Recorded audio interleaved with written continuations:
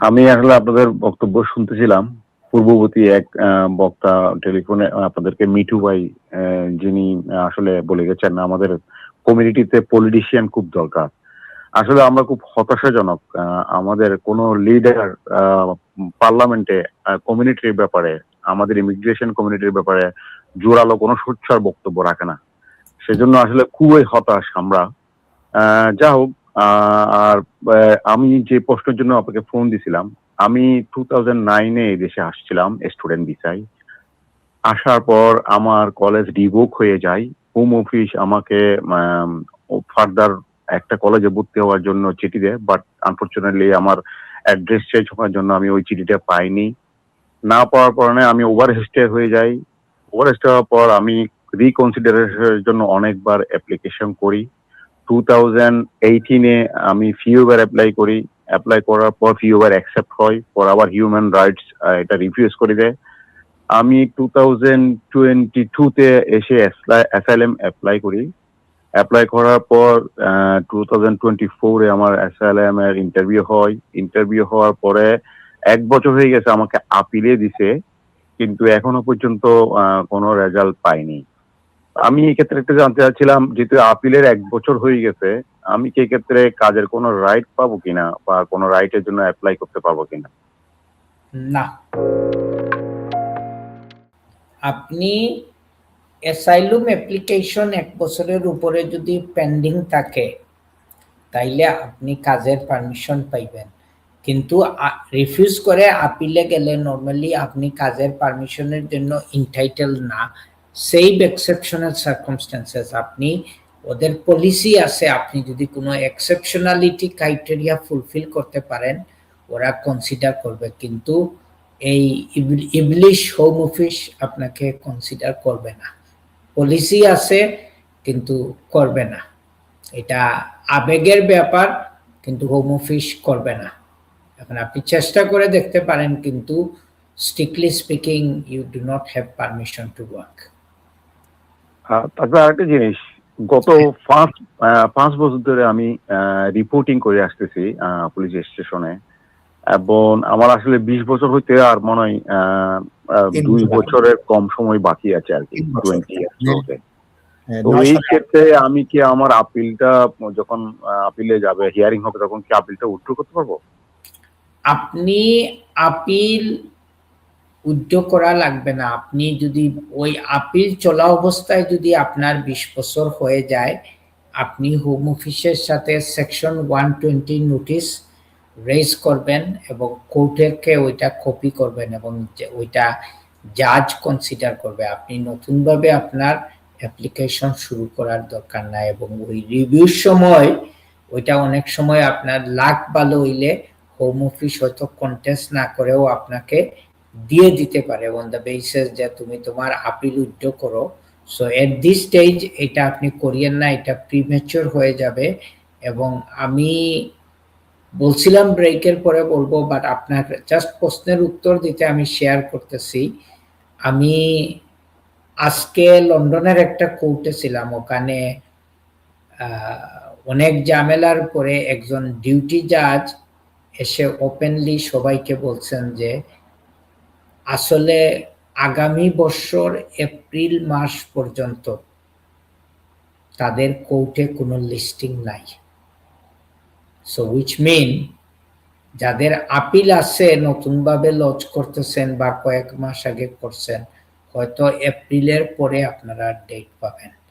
যে গণহারে home office refuse করছে, এবং আপনাদের মনে আছে যে কিছুদিন আগে একজন লেডি চিফ জাস্টিসের কথা যে আমরা শেয়ার করছিলাম, উনি ওই দমক দিয়ে ঋষি সুনাক এবং উনার হোম সেক্রেটারি প্রীতি পাটেলকে বলছিলেন যে এটা কি রেস্টুরেন্ট, যে আমার রেস্টুরেন্ট ফুল হয়ে গেছে এবং আমি কোনো কাস্টমার নিব না, sorry my restaurant is close.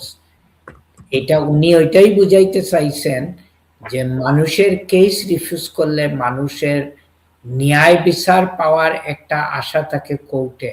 এখন মানুষ আমাদের কোর্টে আপিল করবে, আমরা প্রত্যেকের আপিল নিব যাদের লিগ্যাল এন্টাইটেলমেন্ট আছে। তুমি আমাকে বলে দিবা না যে এইটা কিভাবে করতে হবে, কিভাবে ফাস্ট ট্র্যাক করতে হবে। এবং এই যে ঋষি সুনাক অ্যাসাইলুম ক্লিয়ারের নামে আর যে এই লাস্ট সরকার এবং ওনার হোম সেক্রেটারি অ্যাসাইলুমের ব্যাকলগ ক্লিয়ার করার নামে গণহারে যে রিফিউজ করছিল, এইটার প্রোডাক্টিভিটি এখন কোর্ট নিতে হচ্ছে। কোর্ট হিমশিম খাইতেছে এই আপিলগুলা হ্যান্ডেল করার জন্য। আপনাদের সাথে আমি শেয়ার করছি আপনাদের সাথে এস্টিমেটেড 90,000 কেস ফেরত গেছে হোম অফিসে, যেগুলাতে তারা রং ডিসিশন দিছে। সো ওইসব জিনিসগুলা দর্শক প্লিজ আপনারা মাইন্ডের মধ্যে রাখবেন। আপনারা বোঝা দরকার যে আমরা কোন এনভায়রনমেন্টে বর্তমানে আছি, এবং আমরা আইনজীবী হিসাবে এখন যদি কেউ আমাকে বলে যে আমি যে ইমিগ্রেশন কোর্টের 1996 থেকে আমি যাচ্ছি এবং আপনারা 30 ইয়ার্স রানিং, এখন ওই সময় এখন কেউ যদি আমার সাথে শেয়ার করে এই যে অ্যাসাইলুম লেগাসি, টয়িক, পয়েন্ট বেসড, কিভাবে ফ্লোটিং লিস্ট কাজ করতো, যারা কিভাবে কেস ডিসাইড করতো, ওইগুলা যদি কেউ নতুন এই ফিল্ডে এসে আমাদেরকে বুঝাইতে চেষ্টা করে, ইস রং, কারণ ওইটা ওরা ব্যাকগ্রাউন্ডও জানে না। সো অফকোর্স এক সময় অভিজ্ঞতা হইতে হইতে আমরা চলে যাব, কিন্তু এই নিউ জেনারেশন কিন্তু will take over our position এবং ওনারা ডিল করবে।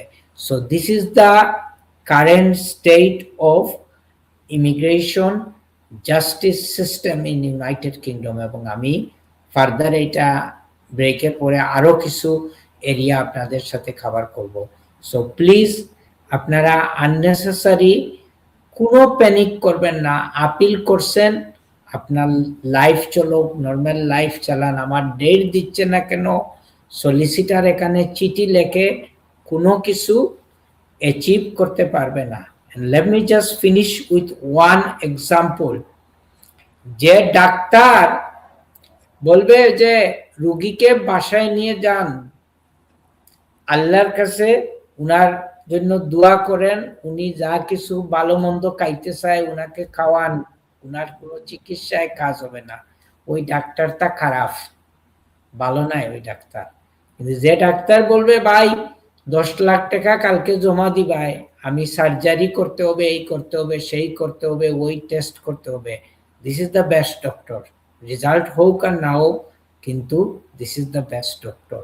আর আমরা যারা লিগেল প্রফেশনে আপনাদেরকে ওই 10 লাখ টাকার ডাক্তারের সাথে মতো বিহেভিয়ার করি, এটা কিন্তু আপনাদের খুব পছন্দ লাগে, এটাই আপনারা বাই করেন। কিন্তু ভালো অ্যাডভাইস দিলে আপনারা এগুলা শুনতে রাজি নাই। অনলি লাস্ট উইক দর্শক আমি একজন ক্লায়েন্টের কেস নিছি, অনেক দূর থাকেন উনি। তো 17 সালে উনাকে বলছিলাম যে কিচ্ছু করার লাভ নাই, কোনো লাভ হবে না, রেজাল্ট হবে 0। উনি 9 বছর পরে লাস্ট উইক আমার কাছে ফাইল ওপেন করছে এন্ড জাস্ট টেলিং মি, ভাই আপনি চিনবেন না কিন্তু আমাকে বলছিলেন যেভাবেই আসি এইভাবে থাকতে, কোনো কিছু করার দরকার নাই, কিন্তু এর ভিতরে অনেক কিছু করছি, অনেকে অনেক বুদ্ধি দিছে, কিন্তু নেট রেজাল্ট হচ্ছে 0। এখন আমাকে একটু আপনি দেখেন কিছু করতে পারেন কিনা।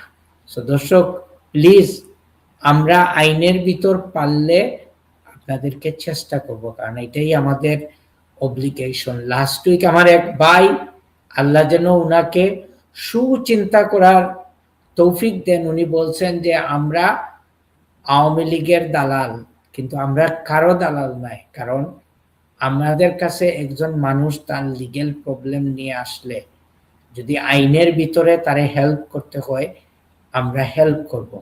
এই যে বাংলাদেশে অনেক কিছু করতেছে এখন, অনেককে তো কিন্তু অনেক লয়াররা ডিফেন্ড করতেছে, ওইটা উনাদের বেসিক হিউম্যান রাইটস। কোর্ট উনাদের কথা শুনতে হবে, তারপরে জাজ সাহেব বিচার দিবেন।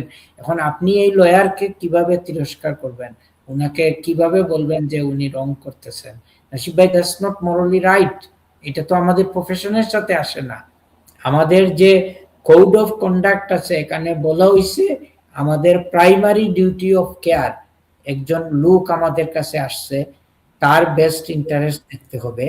সমাজের কি ইন্টারেস্ট, সে দোষী না সে নির্দোষ, এটার জন্য মাঝখানে জজ সাহেব বসে আছেন, উনি ডিসিশন করবেন। Thank you.